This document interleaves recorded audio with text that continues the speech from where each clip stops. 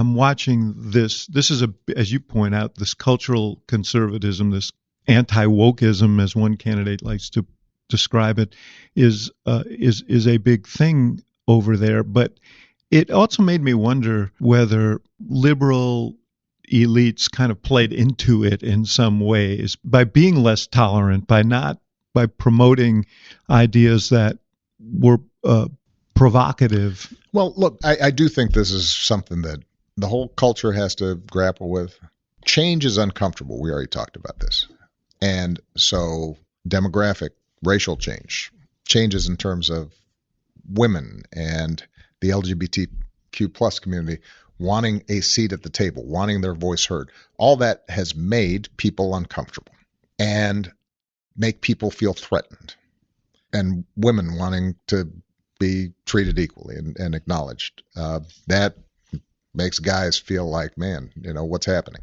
I think it is very important for progressives, liberals, but also all Americans to say there are certain principles that even if it's making somebody else uncomfortable, we have to adhere to. So I am dismissive of people who try to trot out woke because women in the workplace don't want to be sexually harassed. All right. If a guy says, you just can't take a joke, you're being woke. Well, no.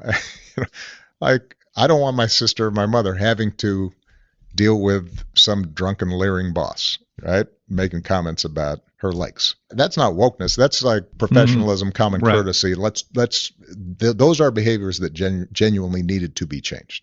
I think us sticking to our principles when it comes to making sure everybody's included, regardless of sexual orientation. That's not us attacking your views about how you want to live your life. We're just saying our government, employers, et cetera, should not treat somebody differently because of who they love. There's nothing woke about that. I think that's a principle we need to adhere to. Now, what is true is I think that we have tended at times on the progressive side to tip into kind of a scolding social etiquette police and virtue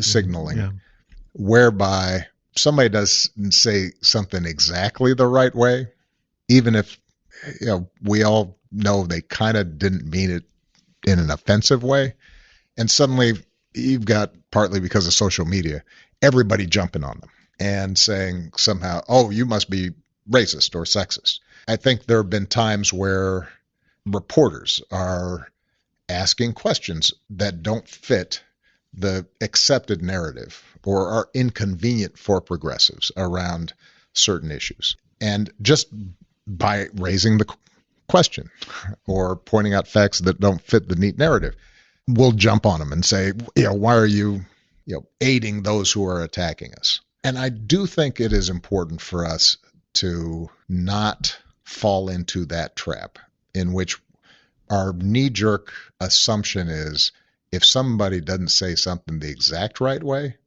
that we not only think it's our job to correct them and scold them, but we are making a judgment about their character and their intentions. And I think that does make people feel under assault. And I think it alienates us from our allies. Michelle and I, we talk about how, if your grandma hears a Spanish word, she may not be able to pronounce it exactly right. She may use the wrong word sometimes. That doesn't mean she's not, she means has bad intentions. It just means this is a foreign language to her. She's got to adapt to a new world. And the question is, what's in her heart? How does she feel about treating people fairly? And I think what's true for your grandparents or your uncle or somebody who you know and you love that you think are good people, look, you remember in the speech I gave in the aftermath of Jeremiah Wright, I talked about my grandmother who loved me to death and did everything for me. And I heard her say some ignorant stuff. And I might have to say, hey, Grandma, that's not actually how we, say stuff these days. But you do it with love. And you don't suddenly suggest somehow that, she's a horrible person because of it. Well, if that's how we're treating our family members, then maybe we might want to extend at least a portion of those better assumptions towards our fellow citizens. And I think if we do a little bit of that, we can stick to our principles in terms of insisting on equity and calling out injustice, but we do it in a way that is trying to bring people in rather than automatically pushing them away. And that's how you build political power. Mr. President, thank you. Always good to see you. Thank you.